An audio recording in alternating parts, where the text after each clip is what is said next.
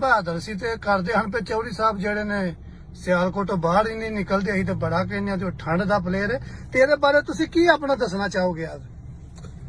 हाँ जी, सरकार एक तो दिन जो वीडियो भरांदा पिया ਉਹਦੇ ਤੋਂ ਵੀ ਬਾਰੇ ਜਾਈਏ ਤੇ ਜਿਹੜਾ ਨਵੀਦ ਹੈ ਉਹਦੇ ਤੋਂ ਵੀ ਬਾਰੇ ਜਾਈਏ।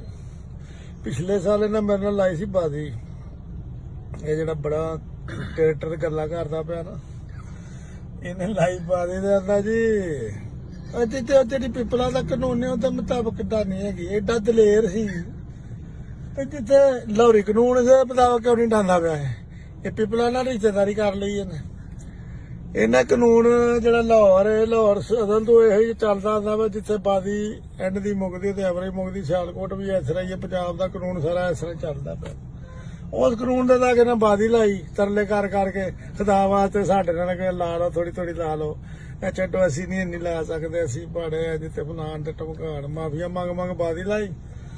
ਤੇ ਜਦੋਂ ਨੇੜੇ ਆਈ 2-3 ਮਹੀਨੇ ਰਹਿ ਗਏ ਅਸੀਂ ਤੇ ਭਾਦੀ ਉਹ ਐਵਰੇਜ ਇੰਜ ਕਰਨੀ ਹੈ ਤੇ ਅਸੀਂ ਇੰਜ ਕਰਨੀ ਹੈ ਤੇ ਉਹ ਕਰਨੀ ਹੈ, ਇਹ ਨੱਸ ਗਏ ਬਾਦੀ ਛੱਡ ਕੇ ਨੱਸ ਗਏ, ਇੰਜ ਕਰਨੀ ਹੈ ਤੇ ਅਸੀਂ ਇੰਜ ਕਰਨੀ ਹੈ ਤੇ ਉਹ ਕਰਨੀ ਹੈ, ਇਹ ਨੱਸ ਗਏ ਬਾਦੀ ਛੱਡ ਕੇ ਨੱਸ ਗਏ। ਮੇਰੇ ਨਾਲ ਵੀ ਲੱਗੀ ਸੀ, ਸਰਸ਼ਾ ਨਾਲ ਵੀ ਲੱਗੀ। ਪਹਿਲਾਂ ਤੇ ਉਹ ਨਵੀਦ ਸਾਹਿਬ ਬਾਦੀ ਤੇ ਉਹ ਨਾ ਉਹ ਜਿਹੜੀ ਲਾ ਕੇ ਨੱਸੇ ਦੇ ਉਹ, ਤੇ ਅੱਗੋਂ ਫੇਰ ਤੁਹਾਡੇ ਨਾਲ ਅਗਲੀ ਗੱਲ ਫੇਰ ਕਰਾਂਗੇ ਕਿ ਤੁਹਾਡੇ ਬਾਰੇ ਚ ਕੀ ਸੋਚਦੇ ਆ। ਤੇ ਨਾਲੇ ਜਿਹੜਾ ਗੁਜਰਾਲੇ ਦੀਆਂ ਗੱਲਾਂ ਸੁਣਾਉਣ ਦੇ ਅਬੂ ਬਕਰ ਉਹਨੂੰ ਬੇਈਮਾਨੀ ਕਰਦੇ ਆ, ਫੜਦੇ ਆ ਜੀ, ਪਤਾ ਹੀ ਤੈਨੂੰ ਵੀ ਪਤਾ, ਸਾਰੇ ਗੁਜਰਾਲੇ ਨੂੰ ਪਤਾ। ਗੁਜਰਾਲੇ ਵੀ ਬੈਨ ਲਾਇਆ, ਅਸਾਂ ਖਾਲੀ ਨਹੀਂ ਸੀ ਲਾਇਆ, ਗੁਜਰਾਲੇ ਪੂਰੇ ਸ਼ਹਿਰ ਨੇ ਉਹਦਾ ਬੈਨ ਲਾਇਆ। ਤੁਸੀਂ ਤੇ ਬੇਈਮਾਨ ਲੋਕ ਹੋ, ਏਡੇ ਵੱਡੇ ਬੇਈਮਾਨ ਜਿਹਦਾ ਕੋਈ ਸਾਰੇ ਇੱਕ ਪਿਆਰੇ ਪਿੱਛੇ ਤੁਸੀਂ ਕਬੂਤਰ ਨਜਾਇਜ਼ ਲੈ ਕੇ ਤੇ ਬੇਈਮਾਨੀ ਕਰਦੇ ਫੜੇ ਗਏ ਹੋ। ਏਡੇ ਵੱਡੇ ਤੁਸੀਂ ਪਲੇਅਰ ਹੋ, ਬੜੇ ਆਪਣੇ ਆਪ ਨੂੰ ਕੋਈ ਸਾਬਤ ਕਰਦੇ ਵੱਡੇ ਆ, ਇੰਜ ਤੇ ਉਹ ਫਲਾਨ ਦਾ ਢੀਂਗ ਤੇ ਬੇਈਮਾਨੀ ਕਰਦਾ। ਤੁਹਾਨੂੰ ਪਤਾ ਅਸੀਂ ਆਪਣੇ ਕੱਪ ਦੇ ਵਿੱਚ ਅਬੂ ਬਕਰ ਨੂੰ ਤਾਂ ਯਾਦ ਬੈਨ ਕੀਤਾ ਹੈ, ਪਤਾ ਤੈਨੂੰ।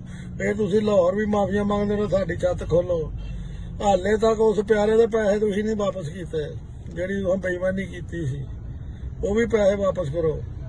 ਤੇ ਬੇਈਮਾਨੀਆਂ ਛੱਡੋ ਤੇ ਸਿੱਧੇ ਸ਼ੋਅ ਕਰਨ ਵਾਲਾ ਕੰਮ ਕਰਿਆ ਕਰੋ। ਬੇਈਮਾਨੀਆਂ ਬਾਹਰੋਂ ਛੱਡ ਕੇ ਜਿੱਤਣਾ, ਇਹ ਉਹ ਕਰਨਾ ਜਿਹੜਾ ਨਾ, ਇਹ ਤੁਹਾਡਾ ਸ਼ੇਵਾ ਹੈਗਾ ਪੁਰਾਣਾ, ਸਮਝ ਗਏ ਹੋ।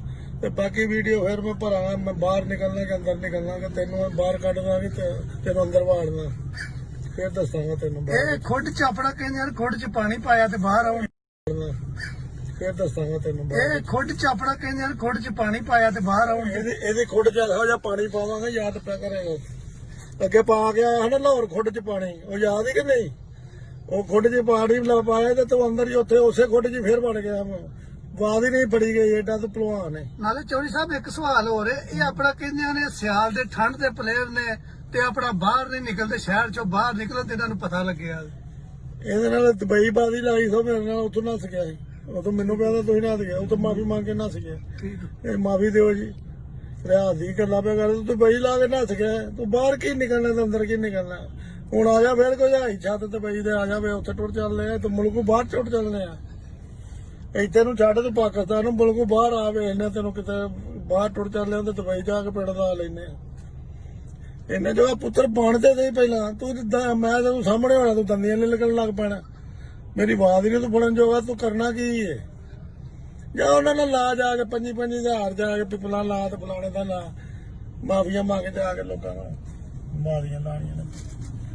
ਮੈਂ ਪੂਰੇ ਪੰਜਾਬ 'ਚ ਨਹੀਂ ਵੇਖਿਆ ਅਜੇ ਤੱਕ ਏਡਾ ਭਲਵਾਨ ਜਿਹੜਾ ਮੇਰੀ ਆਵਾਜ਼ ਪੜੇ। ਮੇਰੇ ਨਾਲ ਅਜੇ ਤੱਕ ਬਹਿ ਕੇ ਕਿਸੇ ਨੇ ਆਵਾਜ਼ ਨਹੀਂ ਪੜੀ, ਨਾ ਮੈਂ ਭਲਵਾਨ ਕੋ ਵੇਖਿਆ ਪੂਰੇ ਪਾਕਿਸਤਾਨ ਦੇ ਵਿੱਚ ਕਿ ਕੋਈ ਆ ਕੇ ਮੇਰੀ ਹਾਂ ਨਾਲ ਨਾਮ ਲਾਏ। ਸਮਝ ਨਾ ਗੱਲ, ਇੰਨੇ ਜੋਗਾ ਨਹੀਂ ਤੂੰ ਜਿੰਨੀ ਮਿੱਟੀ ਦੀ ਚੀਜ਼ ਮਿੱਟੀ ਹੋ ਕੇ ਰਿਹਾ, ਉਹ ਵੀ ਕਾਲੀ ਹੋ ਗਈ ਹੈ ਮਿੱਟੀ।